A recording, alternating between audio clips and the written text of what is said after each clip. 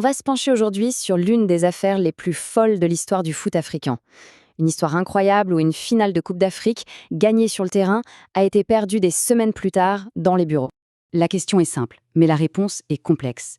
Comment est-ce possible de remporter la plus grande compétition d'un continent, de soulever la coupe, pour finalement se la voir retirée?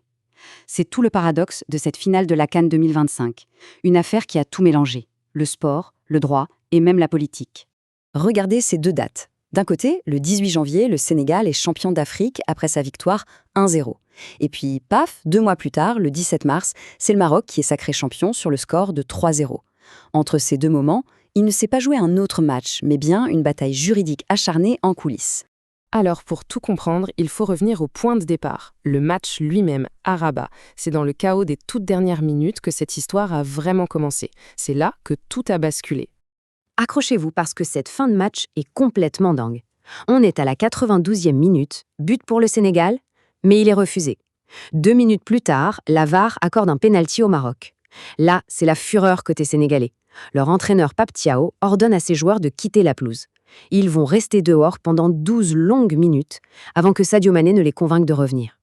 Finalement, Brahim Diaz rate le pénalty, le match va en prolongation, et c'est le Sénégal qui marque et qui gagne. Cet enchaînement d'événements, c'est la base de toute la bataille juridique qui va suivre. On pourrait penser que le coup de sifflet final met un terme à l'histoire. Eh bien non, c'était tout le contraire. Le match a quitté le terrain pour se poursuivre dans les salles de réunion. C'est là que la véritable guerre a débuté. Évidemment, la fédération marocaine n'a pas accepté ce résultat. Elle a immédiatement lancé une contestation juridique officielle en se basant sur le comportement de l'équipe sénégalaise qui a quitté le terrain.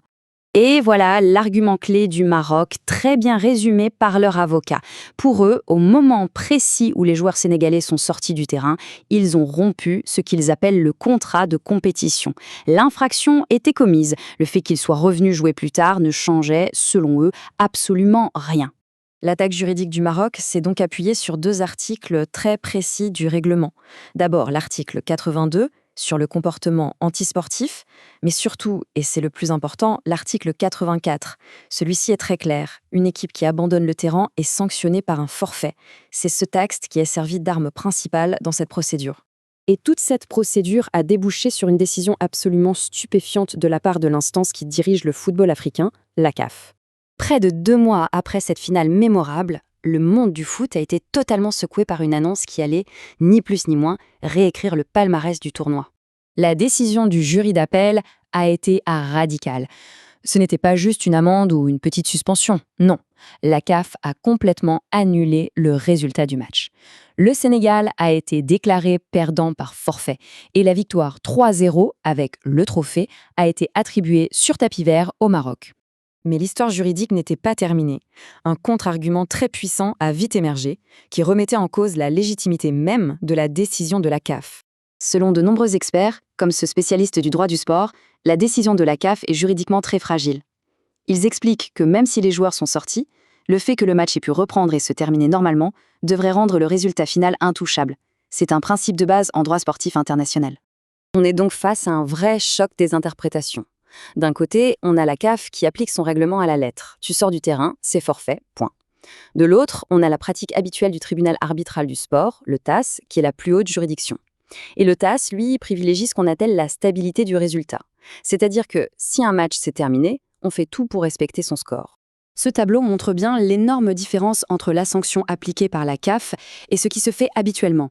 Pour un retrait temporaire du terrain, la jurisprudence internationale prévoit en général des amendes, des avertissements, peut-être des suspensions. Mais là, la CAF a choisi la sanction la plus extrême possible, le forfait et donc la perte du titre. C'est une décision jugée disproportionnée par beaucoup d'observateurs.